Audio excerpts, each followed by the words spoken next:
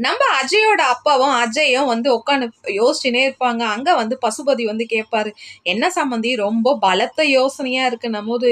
இல்ல பசுபதி, என் பையன், நான் ஒரே பையனா, அவனை வளர்த்ததும் ரொம்ப செல்வாக்கு, அவனை தங்க தட்டிலேயே சாப்பிட வச்சேன்.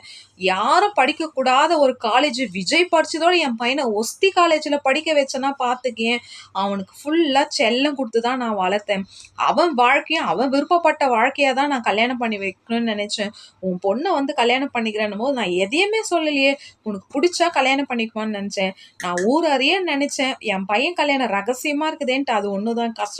அதுக்கு பசுபதி சொல்லணுமா? ஐயையோ! நீங்க கவலைப்படாதீங்க சம்மந்தி. நம்ம ரிசப்ஷன் வந்து வேற லெவல்ல வச்சிடலான்னும் போது, அதுக்கு இப்ப அஜயோட அப்பா "டேய், உன் பொண்ணு கழுத்துல தாலி கட்டினோனே என் பையனுக்கு எல்லாம் சொத்தையும் எழுதி வைடா பசுபதின்ட்டு" மனசுக்குள்ளேயே பேசிக்கிறாருங்க. எப்பவுமே அஜயோட அப்பாக்கு வந்து சொத்து மேல தாங்க ஆசையே. லைக் பண்ணுங்க.